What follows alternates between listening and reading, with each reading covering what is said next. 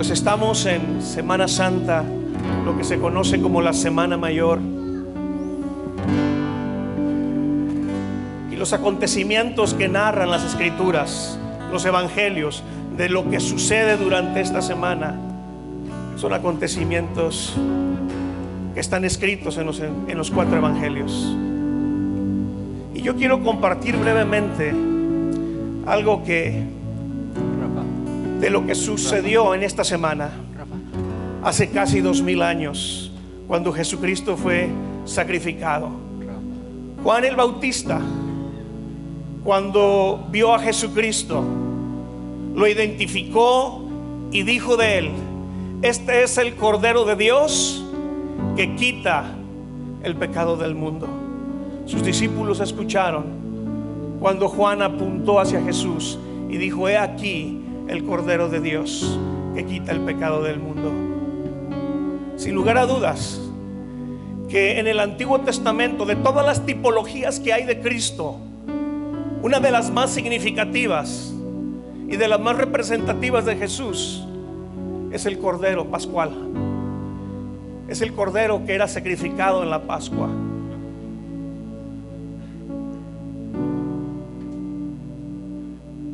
La primera Pascua que se celebra la encontramos nosotros en el libro de Éxodo, capítulo 12. Esta iba a ser la 10ª plaga que Dios iba a mandar sobre el pueblo egipcio. Y esta última plaga era la muerte de los primogénitos, tanto de animales como de hombres. Y Dios le dio un mandamiento al pueblo judío, al pueblo de Israel que estaba en Gosén. Y les dijo: para que ustedes no haya muerte en sus casas, van a tener que sacrificar un cordero. Y tenían que escoger un cordero macho de 1 año de edad, sin defectos, sin mancha. Y ese cordero tenía que ser sacrificado, tenía que ser muerto, y su sangre colocada sobre un lebrillo, sobre una vasija. El mandamiento era que la familia entera tenía que estar dentro de la casa y comer asado aquel cordero, compartir el alimento como familia, padres e hijos, esposos. Pero la sangre de ese cordero tenía que ser puesta en los postes y dintel de las entradas de las casas, para que de esa manera, cuando pasara el ángel de la muerte aquella noche, al ver la sangre puesta sobre las entradas de las casas, pasara por encima. De hecho, eso es lo que significa Pascua, pasar por encima, porque eso es lo que hizo aquella noche el ángel de la muerte cuando fue a matar a los primogénitos. Casa donde veía la sangre de aquel cordero, en la entrada pasaba por encima y no entraba en aquella casa. Me llama la atención que esa sangre de aquel cordero en el Nuevo Testamento ya no es la sangre de un animal, sino es la sangre de nuestro Señor Jesucristo, el verdadero cordero. Pero me llama la atención que en el libro de Éxodo el mandamiento fue: pon la sangre en los postes y dintel. Nota que no se pone en el piso. La sangre de Cristo no se pone en el umbral, porque nadie puede pisotear la sangre del Señor, porque es preciosísima. Ahora esa sangre era puesta por fuera de la casa, porque en primer lugar la sangre del Cordero, la sangre de Cristo, no es para la gente que estaba dentro. No era para que la gente que estaba dentro comiendo el cordero viera esa sangre. No, la sangre estaba puesta afuera para que Dios la viera. Pero había beneficios para los que estaban adentro. Y yo quiero hablarte rápidamente de 5 beneficios de la sangre de Cristo. Me llama la atención que en el libro de Apocalipsis, capítulo 12, antes de hablarte de los 5 beneficios de la sangre de Cristo, de lo que la sangre de Cristo hizo por nosotros al derramarla sobre esa cruz, Apocalipsis 12, hablando allí de Satanás.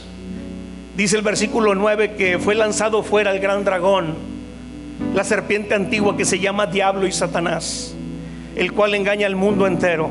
Fue arrojado a la tierra y sus ángeles fueron arrojados con él.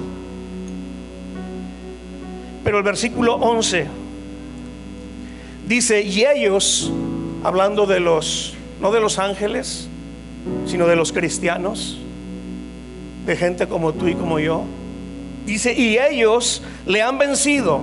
Y mira cómo vencieron a este dragón, cómo vencieron a este Satanás. Dice la escritura allí que lo vencieron por medio de la sangre del Cordero y de la palabra del testimonio. Mira qué poderosa es la sangre de Cristo, que por medio de ella vencieron a Satanás. Pero tenemos que saber qué es lo que hizo la sangre de Cristo por ti y por mí.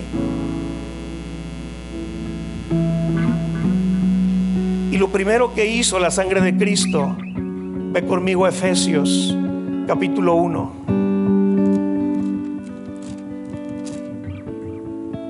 Versículo 7. Dice ahí la escritura: en quien tenemos, hablando de Cristo, redención por su sangre. Uno de los beneficios de Cristo haber derramado su sangre en la cruz del Calvario hace casi 2000 años, y este viernes vamos a celebrar ese derramamiento de su sangre, es que nos redimió. Ese fue el precio. Redención significa pagar algo, pagar un rescate. Es como cuando a alguien le secuestran un familiar y a la familia los secuestradores le piden un monto, le piden dinero para poder soltar a su ser amado. Es algo similar la redención. Nosotros estábamos secuestrados por el pecado y por el diablo, y alguien tenía que pagar ese rescate. Alguien tenía que pagar ese precio de redención para que tú y yo fuéramos libres. Y el precio no era con oro ni con plata. El precio fue la sangre de nuestro Cordero de Dios, la sangre de Jesucristo. Ese fue el valor para tú y yo ser libres. Lo segundo que hace la sangre de Cristo es lo que sigue diciendo enseguida el versículo 7, ese mismo. Dice: el perdón de pecados. Lo segundo que hace la sangre de Cristo derramada en la cruz es que perdona nuestros pecados. No hay otra cosa que pueda limpiar nuestro corazón. Muchos han pensado que las aguas del bautismo tienen la capacidad de purificar y limpiar a una persona, y no es cierto. El agua solamente limpia nuestro exterior, pero nunca tendrá la capacidad de limpiar nuestro interior. Lo único que puede limpiar nuestra alma y nuestro corazón de pecado es la sangre del Cordero de Dios, la sangre de Cristo, y nada más. Y tiene la capacidad, escúchame, de perdonar todos, absolutamente todos nuestros pecados. Así de poderosa es esa sangre. Tercera cosa que hace la sangre de Cristo, vamos a primera de Juan capítulo 1 versículo 7. Dice ahí la escritura: pero si andamos en luz, como Él está en luz, tenemos comunión unos con otros. Y luego dice: y la sangre de Jesucristo su Hijo nos limpia de todo pecado. Y esto habla de un proceso de purificación. Cuando dice allí nos limpia, ese verbo está en tiempo presente continuo. Significa que nos limpió ayer, que nos limpia hoy y nos va a limpiar mañana. Y es un proceso continuo de limpieza a través de la sangre del Cordero de Dios. Es un proceso de purificación, de estarnos purificando por medio de la sangre de Cristo. Cuarta cosa que hace la sangre de Cristo. Romanos capítulo 5 versículo 9. Dice allí Pues mucho más estando ya justificados, ¿en qué? En su sangre. La cuarta cosa que hace la sangre de Cristo por ti y por mí es que nos justifica. Y la justificación es un decreto, es una palabra que se usa en la corte. Es una palabra que dictamina el juez cuando decreta, después de que pega con su martillo ahí a la mesa y dice: el acusado es completamente libre de todo cargo. Eso es la justificación. La sangre de Cristo limpia nuestro expediente de tal manera que la justificación de la sangre de Cristo hace que Dios nos trate y nos mire como si tú y yo jamás hubiéramos pecado. Mira qué poderosa es la sangre de Cristo, que nos trata como si jamás hubieras cometido un pecado en tu vida. Poderosa es esa sangre derramada en la cruz que nos justifica. Y finalmente, la quinta cosa que hace la sangre de Cristo, vamos al libro de Hebreos, capítulo 13, versículo 12.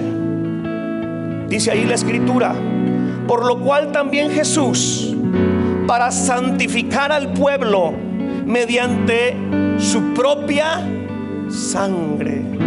La quinta cosa que hace la sangre de Cristo derramada en la cruz del Calvario es que nos santifica, nos hace santos, nos hace apartados. La sangre de Cristo sobre nuestras vidas nos consagra para el servicio exclusivo de Dios. Te santifica y me santifica.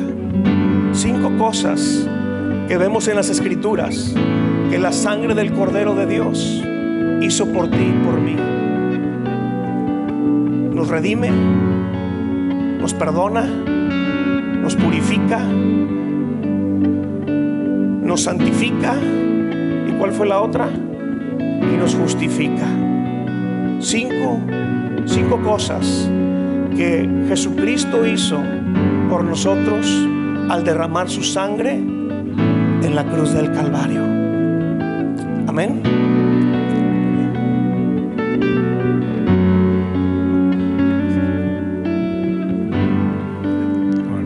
Gracias, Rafa. Pues esa sangre, aunque no la vemos, está aquí. Siguiendo con el tema un poco, ahorita voy a entrar con lo que tengo, pero nada más por la fe en esa sangre, creyendo en esa sangre. Dice ahí en el libro Romanos 3:25, somos justificados por la fe, es decir, creemos en ella. El cristiano cree sin ver. Nosotros creemos en esa sangre derramada por Cristo. Dice, a quien Dios puso como propiciación por medio de la fe en su sangre. Y si tenemos fe, somos justificados, redimidos, santificados, perdonados y limpios de manera continua. Estas cosas nos las dio Cristo en su sacrificio. Una sangre distinta a la nuestra, porque nació del Espíritu Santo en una mujer. Es una sangre diferente, poderosísima, superior a todas las sangres que han existido en la tierra. Nadie nos puede redimir más que Jesucristo. Ahora quiero llevarte al libro de Génesis, capítulo 3, cuando Adán acababa de pecar junto con Eva y están siendo expulsados del huerto. A la hora de ser expulsados, Dios había prometido que iba a mandar a alguien que le iba a aplastar la cabeza a la serpiente antigua. Esta semana y la que sigue, porque para los judíos es realmente la que sigue, a partir del 19, es decir, de este viernes en adelante, es el Pesaj judío. Y lo que ellos registraron en la Biblia, lo que tenemos nosotros, es lo que Dios dijo en el huerto, que iba a enviar a alguien que le iba a aplastar la cabeza a la serpiente antigua. Ese era Jesús. y que le iba a herir en el calcañar, o sea que iba a ser una lucha, y donde esa herida en el calcañar supondríamos que era una mordida mortal, y que a final de cuentas el que le aplastó la cabeza iban a morir los dos, iban a destruirse aparentemente los dos, pero hay un as debajo de la manga de nuestro Dios y se llama resurrección. Y al tercer día Jesús resucitó. Pero esa voz dicha en el huerto, dice aquí en el capítulo 3, más adelante, cuando ya expulsó a Adán y a Eva del huerto, fuimos expulsados, tú y yo estuvimos ahí. Tal vez no te acuerdas, pero tu genética dice que sí estuviste ahí, porque tú te mueres, porque tú lloras, porque tú sufres, y traemos esa herencia de Adán y Eva. De ahí viene, de ahí por eso toda la raza humana, creyente o no, venimos infectados de ese virus que viene desde allá. Pero en Génesis 3:22 dice: y dijo Dios, he aquí que el hombre es como uno de nosotros, sabiendo el bien y el mal. Y ahora pues que no alargue su mano y tome también del árbol de la vida y coma y viva para siempre. Dios no quería que el hombre viviera para siempre en esa condición caída. Dios no quería que el hombre viviera eternamente perdido. Dios tenía un plan de redención, de rescate. Versículo 23: y lo sacó Jehová del huerto del Edén para que labrase la tierra de que fue tomado. Y echó pues fuera al hombre y puso al oriente del huerto del Edén querubines y una espada encendida que se revolvía por todos lados para guardar, fíjate lo que iba a guardar, el camino del árbol de la vida. Una espada iba a estar bailando ahí, iba a guardar ese camino. Más adelante Jesús aparece y dice: yo soy el camino, la verdad y la vida. Nadie va al Padre sino a través de mí. Él es esa espada que podría despedazarnos, y sin embargo se detuvo, y tú puedes cruzar libremente por ese camino y entrar a ese árbol de la vida. Jesús murió en un árbol, en un madero, en una cruz, y ahí en esa cruz Jesús es la expresión de ese árbol de la vida. Cuando uno llega a la cruz, cuando uno llega a Cristo, te encuentras con ese camino de la vida. Es un camino seguro, es un camino que te dice: no te hagas a la izquierda ni a la derecha. Tú camina derecho sobre ese camino y vas a llegar a puerto seguro. Ese camino es Cristo, es su palabra, y el que te guía es el Espíritu Santo, porque todos los que somos hijos de Dios somos guiados por el Espíritu Santo. Amén. Ese es el camino al árbol de la vida, y de ahí, cuando comemos de ese árbol, tenemos vida eterna. Esa es la promesa. Entonces viene Jesús hace como 2000 años, y resumiendo nada más en una semana, simplemente en una semana, decimos que esta es la Semana Santa. Bueno, la Semana Santa comenzaríamos hablando de que Jesús acababa de resucitar a Lázaro. Juan capítulo 11. Cuando lo resucitó fue el clímax de la tolerancia de los fariseos. No aguantaban de que él pudiera tener tal poder. Y no nada más eran humanos estos fariseos, estoy hablando de que Satanás sabía que ahora, mostrándole al mundo que su obra maestra, que era la muerte, estaba siendo derrotada por este nazareno llamado Jesús de Nazaret, era imposible permitir que él siguiera haciendo eso. Entonces, a raíz de la resurrección de Lázaro, se planeó toda una estrategia para capturarlo y llevarlo a la cruz. Jesús entró después de esa resurrección a Jerusalén, la entrada triunfal. El domingo de Ramos que decimos, arrancaron ramas, las pusieron a los pies de este asno en el que venía él montando, y después de cruzar por Jerusalén se reían de él muchos, porque en vez de entrar como un corcel blanco que esperaban los judíos, un gran ejército, entró un hombre manso y humilde montando un asno, como que era un chiste para muchos, se reían, ¿cómo? Y sin embargo él venía entrando en esa manera triunfal sobre Jerusalén. Y luego, más adelante, ya cae la tarde y llega al aposento que lo tenían preparado. Y ahí llega y dice en Juan 13, les lavó los pies a sus discípulos, los amó hasta el final. Así dice en Juan capítulo 13, los amó hasta el final. Le lavó los pies a Pedro, que lo iba a negar, a Tomás, que iba a dudar, a todos ellos que lo iban a abandonar, y a Judas, que lo iba a traicionar. A él también le lavó los pies. Y estuvo ahí. Y después vino la Santa Cena y cenaron todos y comieron ahí. Y Jesús dijo, alguien de ustedes me va a entregar. Y decíamos, ¿quién? Y Judas en ese tiempo estaba ahí y dijo, el que moja en mi plato el pan, ese. Y enfrente de ellos mojó el pan y los demás lo vieron, ni se dieron cuenta, les pasó de noche. No detectaron que había sido Judas, uno de sus líderes lo había traicionado. Salió esa noche Judas por sus 30 monedas de plata y ahora sí estaba lista la trama para capturar a Cristo. Y Cristo, después de esa Santa Cena, se va al huerto de Getsemaní y ahí con sus discípulos les dice, espérenme ahí, y se postra y empieza a orar, a buscar al Padre, porque la instrucción era ya, irreversible.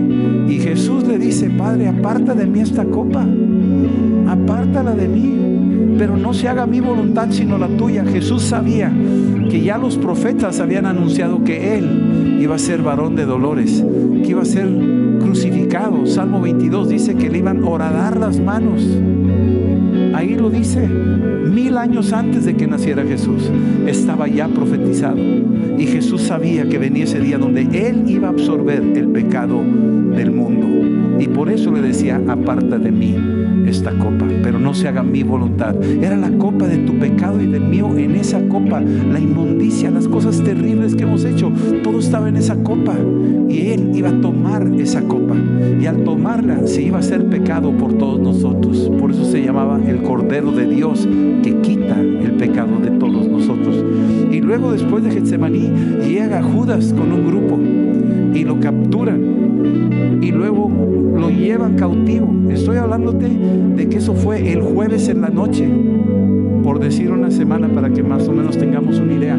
El jueves en la noche está en el huerto después de esa cena que estaban haciendo, porque ya están entrando en el día de la Pascua, que es el viernes, y ellos están celebrando y de repente capturan a Cristo.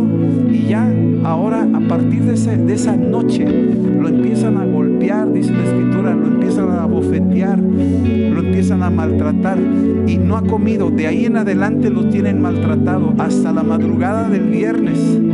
Y luego tú te vas al libro de Marcos. Ve por favor al libro de Marcos capítulo 15, y nos dice aquí hasta por horas para que captemos la idea. Versículo 1, capítulo 15 de Marcos, versículo 1. Muy de mañana, habiendo tenido consejo los principales, es decir, Cristo es capturado, luego toda esa noche lo pasan en interrogatorio, lo están golpeando. Dice aquí el capítulo 14, versículo 65, y algunos comenzaron a escupirle y a cubrirle el rostro y a darle de puñetazos y a decirle, profetiza, y los alguaciles le daban de bofetadas. Esa noche, antes de la madrugada del viernes, lo están golpeando.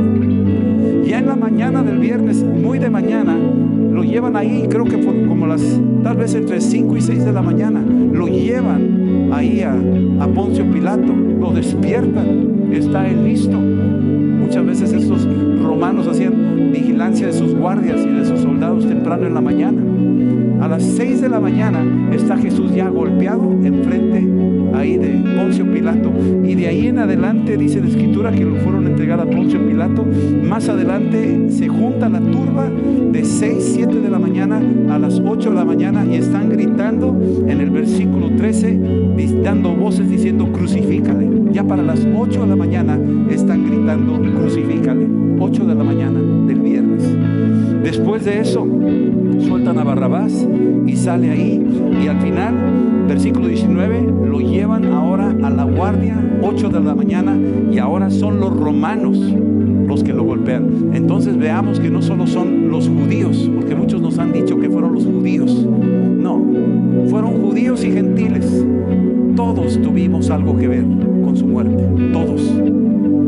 ¿Sí estábamos entendiendo esto?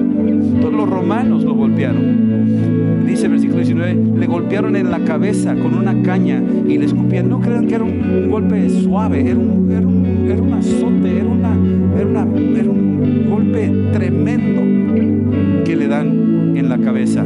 Y se ponen de rodillas y les hacen reverencias y le quitan la ropa y lo humillan. Son las 8 de la mañana, tal vez 8:30 de la mañana, y de ahí le ponen una cruz en el versículo 21 y se lo llevan a que la cargue. Y es una cruz que va caminando por una vía que la conocen ahora como la Vía Dolorosa, y tal vez es un recorrido de donde estaba a donde llegó, máximo media hora, a las afueras de las murallas de Jerusalén. Ya son las 9 de la mañana, y a las 9 de la mañana la Escritura nos dice ahí a la hora, dice versículo 24, cuando le hubieron crucificado, repartieron entre sí sus vestidos, echando suerte sobre ellos para ver quién se llevaría cada uno. Y era la hora tercera cuando le crucificaron.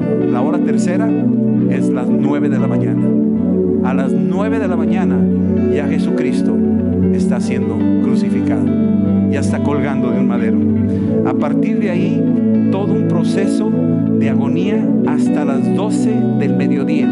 3 horas. 9 son 10, 11, 12, colgando del madero. A las 12, dice aquí en el versículo 33, cuando vino la hora sexta, es decir, las 12, hubo tinieblas sobre toda la tierra hasta la hora novena, es decir, de 12 a 3 de la tarde. 3 horas de tinieblas. En el proceso desde las 9 de la mañana hasta las 3 de la tarde, que fue cuando murió, en esas 6 horas, 3 fueron de luz y 3 fueron de tinieblas. 3 de luz en la cruz y 3 de tinieblas en la cruz. En esas 6 horas dijo 7 cosas. En los tiempos de luz dijo primero, Padre, perdónalos. Lucas 23:34 dijo, Padre, perdónalos, no saben lo que están haciendo. En la luz lo dijo, cuando aún estaba ahí resplandeciendo el sol. Número 2, ya cuando estaba ahí, está al lado un pecador, un ladrón al lado de la cruz, y están quejándose, están burlándose los dos. Pero en un proceso de 3 horas, uno de ellos empieza a darse cuenta de la realidad que se va a enfrentar con la muerte tarde que temprano, y ve a Jesús que está diciendo, perdónalos, no saben lo que hacen. Y de repente este hombre, en la medida que Jesús está virtiendo sangre, empieza a voltear a Cristo, y por la fe en Él y por la fe en su sangre le dice, acuérdate de mí. Alguien trae audífonos puestos. Y Jesús le dice la segunda cosa, me dicen de medios que uno por uno se vayan bajando, y nada más se queden los que están tocando, para que sea un poquito más vacío. Si le puedes decir a Megu. Segunda cosa que le dice, a la luz.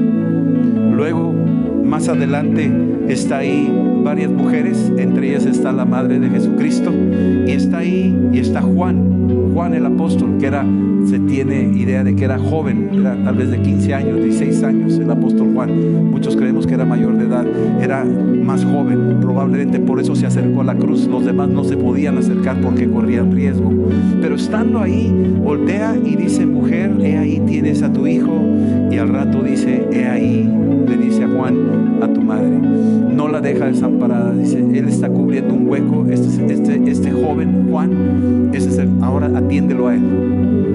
Ahora atiéndelo a él. Y le dice Juan, ahí te lo encargo. Aunque tenía más hermanos, pero dice, ahí te lo encargo. Esta es otra voz de dejar las cosas en orden, de dejar la responsabilidad delegada. Responsabilidad delegada. Muchos antes de morir dejamos cosas delegadas antes de morir. Después ya empieza a oscurecer y dice, tengo sed. Juan 19:28. Esta es la cuarta cosa que dice, tengo sed. Y en vez de darle agua, le dan vinagre, le dan mirra, algo amargo.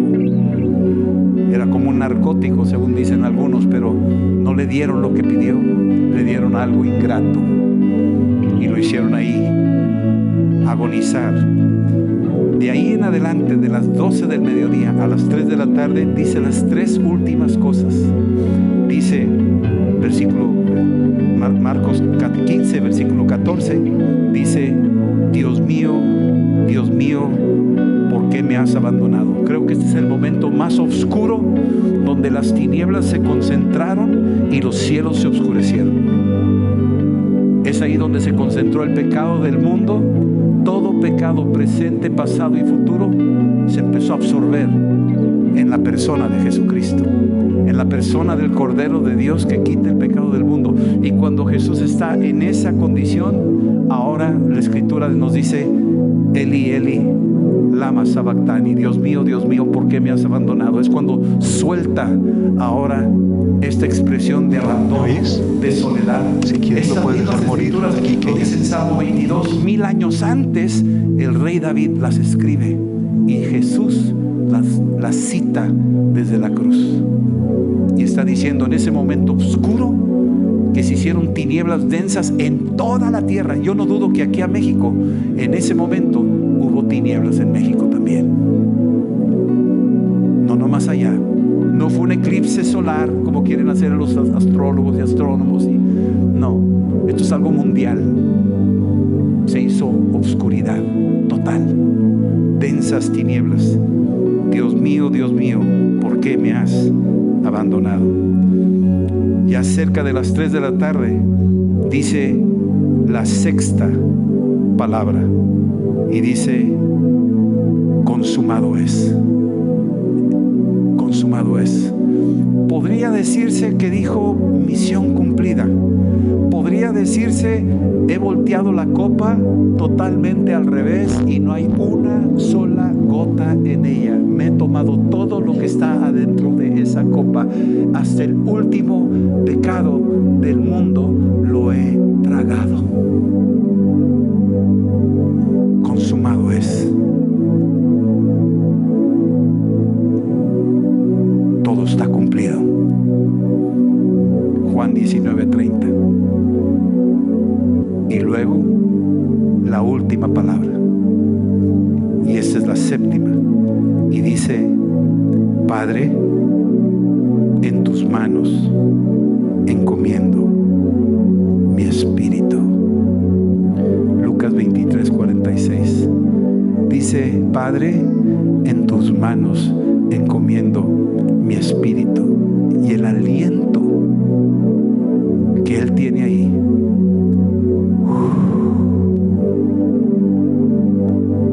y cuando lo suelta, el cielo está satisfecho ya. Es su hijo de Dios, totalmente muerto, maltratado, traicionado, ignorado, olvidado. Los cielos están satisfechos. Y el velo, la instrucción celestial es: mi hijo ha muerto, ahora el velo se rasga. Lo que tanto anhelé, yo quiero ahora que el hombre entre a donde yo estoy. Y yo quiero salir de donde estoy y abrazar al hijo pródigo y besarlo. El velo está rasgado. A 500 metros de donde está la cruz, en el templo, se rasgó el velo. De arriba abajo, dando a entender que la iniciativa fue de Dios, no del hombre. Fue Él.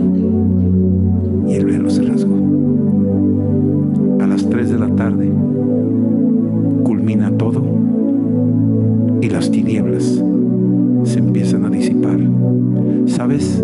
Él dice: así como estuvo Jonás 3 noches en el vientre del pez grande, así el Hijo del Hombre estará también 3 noches.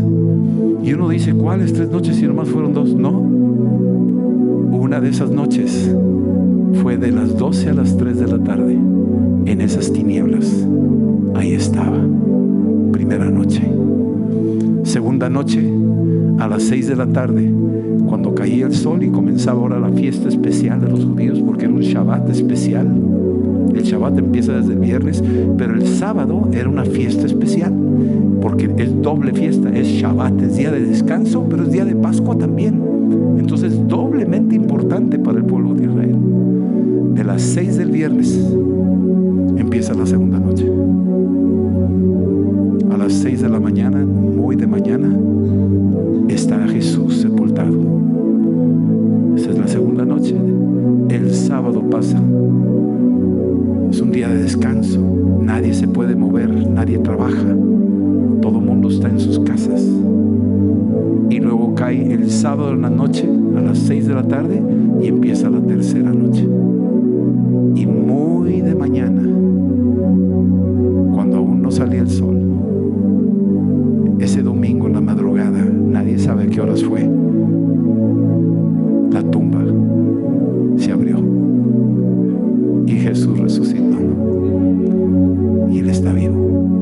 Está vivo por ti y está vivo por mí. Está vivo Jesús. Amén. Vamos a orar. Vamos a orar y darle toda la gloria a Cristo. Vamos a darle gracias en lo que tú sabes que tenemos que darle gracias. Hoy hemos hecho memoria. Muere en un árbol, en un madero. La madera se la quitas a los árboles y ahí en ese madero lo empapó con su sangre. Y ese ahora lo podemos comprender mejor a lo que leímos en Génesis 3. Él es el camino a ese árbol de la vida. Él es el árbol de la vida. Y ahora está ese madero que tal vez no está aquí físicamente, pero existe. Ese árbol de la vida existe y de él comemos para tener vida eterna. Él es el camino, la verdad y la vida. Oh muerte, ¿dónde está tu aguijón? Se acabó. El poder del pecado ya no se enseñoreará más de nosotros. Y Satanás fue aplastado ahí en el Calvario, en la calavera. Ahí le aplastó Jesús la cabeza a la serpiente antigua. Todo se cumple, todo se acomoda, todo se confirma. Consumado es, todo está hecho. Amén.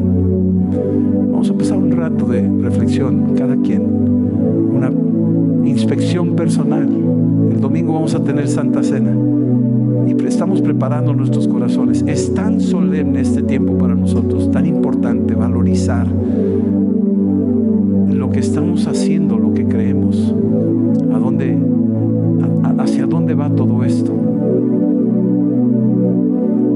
Y es la realidad, es Cristo. Al final de cuentas es Cristo. Él es Señor. Señor, te damos gracias, Padre. Aleluya.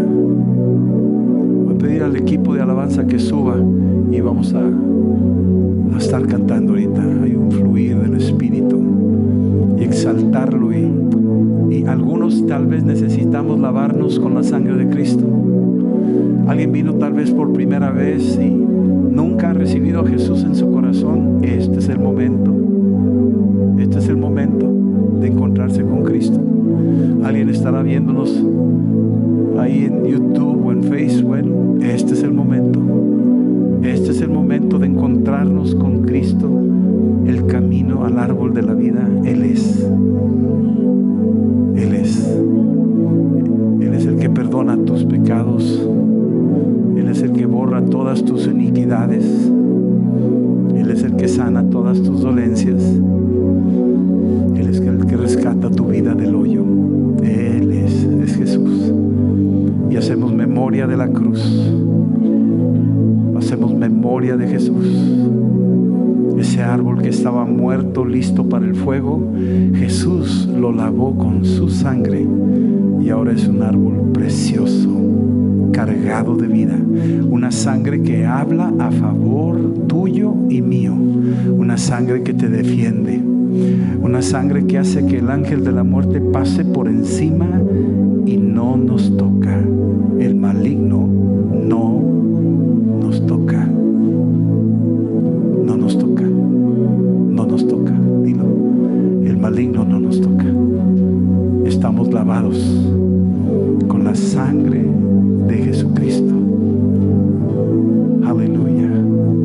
Y estoy tomando del árbol de la vida. Decláralo. Estoy tomando del árbol de la vida. El apóstol Pablo lo dice de esta manera. Dice: con Cristo estoy juntamente crucificado. Quiere decir que Pablo ya está metido en el árbol de la vida. Y ya no vivo yo. Ahora vive Cristo en mí. Vive Cristo en mí. Aleluya. Aleluya. Gracias.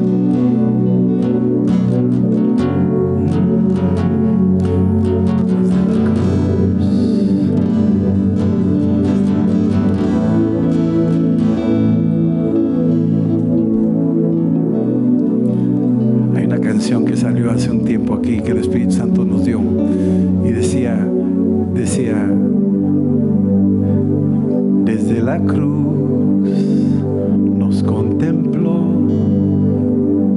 nos perdonó y nos invitó a subir con Él y estar ahí y disfrutar de su eterno amor.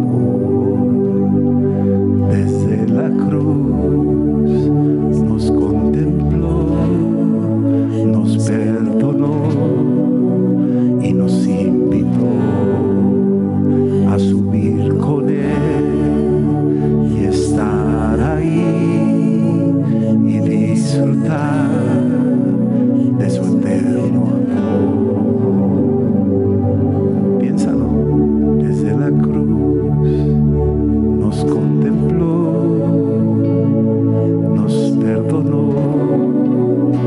y nos invitó a subir con Él y estar ahí y disfrutar de su eterno amor. Desde la cruz nos contempló, nos perdonó y nos invitó a subir con Él y estar ahí y disfrutar de su eterno amor. Vamos a subir a ese lugar. Amén. Vamos a alabarlo, vamos a ponernos de pie. Desde la cruz nos contempló, nos perdonó. Desde la cruz Él dijo: Padre, perdónalos, no saben lo que hacen. Y nos invitó a subir con Él. Aprended de mí que soy manso y humilde, nos dijo. Carga tu cruz y sígueme, sígueme, sígueme, sígueme, dice el Señor. Sígueme. Nos invitó a estar ahí y disfrutar de su eterno amor. Eterno amor, es un amor eterno. Te ama como eres, te ama y te abraza y te viste y te invita a su casa y te pone el anillo y dice: hagamos fiesta porque este hijo que estaba perdido ahora vive, ahora vive, ahora vive. En el nombre de Jesús, en el nombre de Jesús, recíbelo y adóralo y dale gracias que te vio desde la cruz.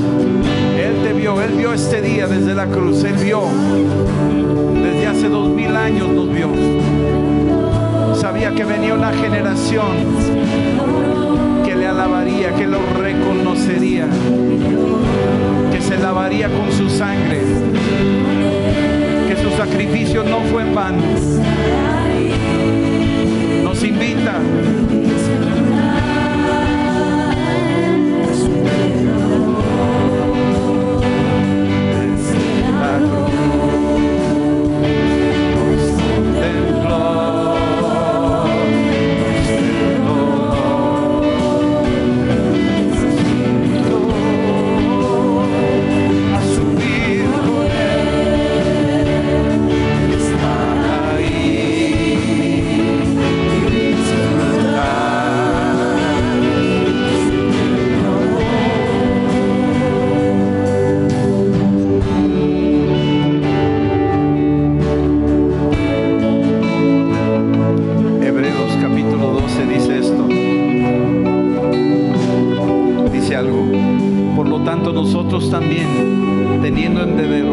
alrededor nuestro tan grande nube de testigos, despojémonos de todo peso y del pecado que nos asedia. Corramos con paciencia la carrera que tenemos por delante, puestos los ojos en Jesús, el autor y consumador de la fe, el cual por el gozo puesto delante de él sufrió la cruz. Había un gozo puesto delante de él. Sufrió la cruz, menospreciando el oprobio, y se sentó a la diestra del trono de Dios. Desde ahí nos contempló Jesús. Desde esa altura nos vio a nosotros. Desde ahí tuvo un gozo y dijo: hay un pueblo que va a creer en mí en las naciones. Allá en México hay un pueblo que va a creer en mí. Allá en Panamá, allá en Cuba, allá en Argentina, allá en China, allá en Japón, va a haber un pueblo. Hay un pueblo que va a invocarme y los voy a oír y los voy a llevar conmigo. Vendré por ustedes, dice. Vendré por ustedes, para que donde yo esté, ustedes también estén. Aleluya. Vamos a seguir alabando. Vamos a adorarlo. Vamos a rodear esta cruz. Vamos a rodear a Jesús, a su trono de gloria. Este árbol de la vida. Vamos a exaltarle. Vamos a darle gloria. Aleluya. Levanta tu voz y exáltalo con todo tu alma, con todas tus fuerzas.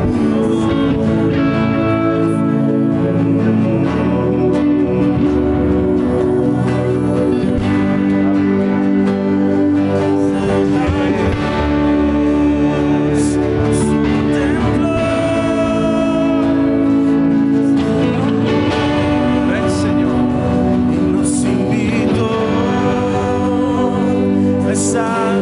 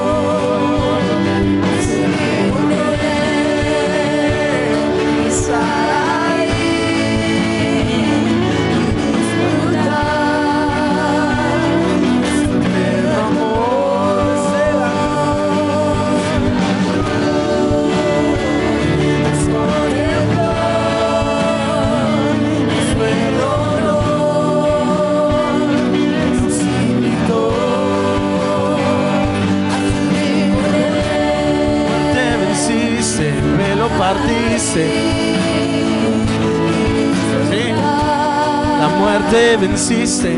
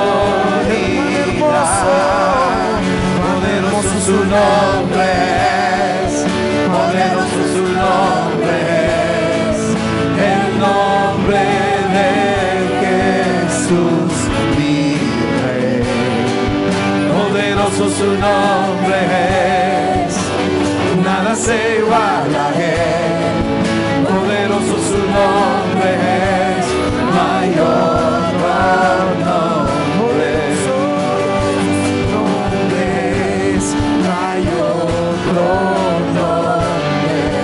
poderoso su nombre es, mayor nombre, poderoso. No hay otro nombre, poderoso su nombre, no hay otro nombre.